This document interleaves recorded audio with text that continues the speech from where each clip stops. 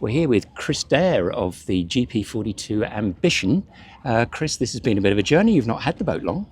No, Crosby. It's it's been a bit of a mad rush, is the honest answer. But purchased the boat in Feb, and then sent her to Melbourne. So had the trucker over from WA, and then a bit of kind of love in the shed in Melbourne, and and then relaunched in Melbourne. And then we kind of sent ourselves down to Tassie kind of around August time. So, and then we've come up in the last couple of weeks. So. Cool. They're great boats, GP42. Apart from looking very cool, they're very quick, but they're also pretty wet, aren't they? No, it is wet. Yeah, there's no denying that. So part of the big project's been trying to, I suppose, change that so we're less wet. There's no way none of this boat's going to be dry. It's been a bit of a task on that, but look, it's no different than the 52 was, to be frank, on that. So they're pretty quick boats downwind, and you just get a lot of water. Although this boat is very bow up, like it's an awesome boat to steer downwind. Great.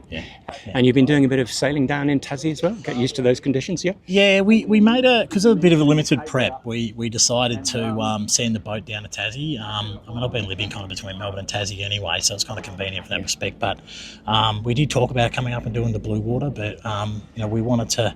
There's lots of corners in Tassie, and sail changes, and you're in Storm Bay, so we've sailed in anything. This is very Tasmanian, from 0 knots to about 45.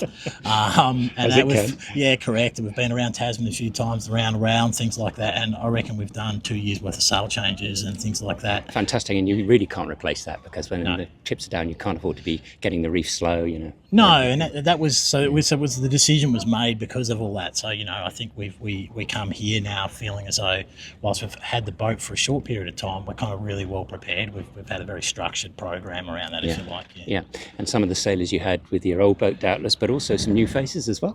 We've definitely got some new faces. I dragged a few, like myself, a few out of not retirement, but coming with me retirement. So like Azza Coles, from north in Melbourne's done a lot of Hobarts with me. So he's not going with David on the No Limit this year. Right. And instead is coming with us. And that I've got my son Lockie. Useful to have a sailmaker on board as well. Yeah, well, hopefully I don't need him. You don't need him. No, that's right. So we've got a few new sails which he's built, which look really nice, and all that. And then we've got Jeremy from Melbourne as well, who does all the J70 sailing with Lockie and I. So, and then we've got a Tasmanian blend to it as well. So all the guys down there have been strong contributors to the group. They're all fantastic sailors. A number of them have sailed with a former mate of mine who passed away, Greg Prescott. Right.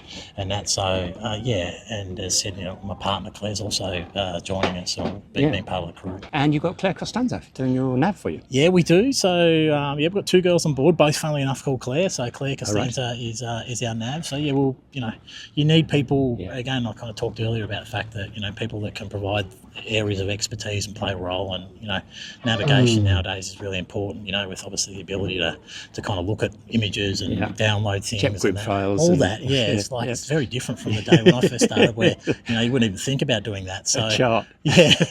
So Claire's got the tough job of sitting downstairs for a lot of the race, looking at the computer screen, which just definitely not me.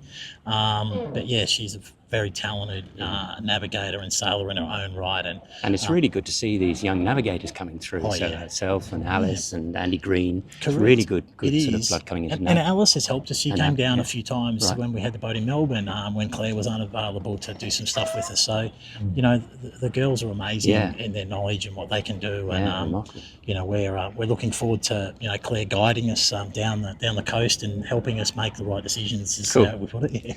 One last question. J70 Australian champion. You're going back for it again?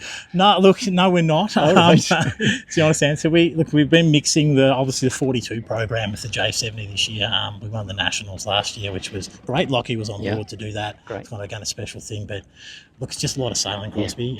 But we've done the qualification for Worlds next year, and to be honest, this boat will probably get parked a little bit next year, and we'll focus on the J70 Worlds in Cascais. I think's the kind of big sailing ambition next year. Yeah, done a regatta or a Worlds at Cascais. It's an amazing place. So. Fantastic. All right, well, all the best with the race and all the preps, and hopefully we see you down the other end. Yeah, no drama. Thanks, Crosby. Thanks, Chris. Cheers.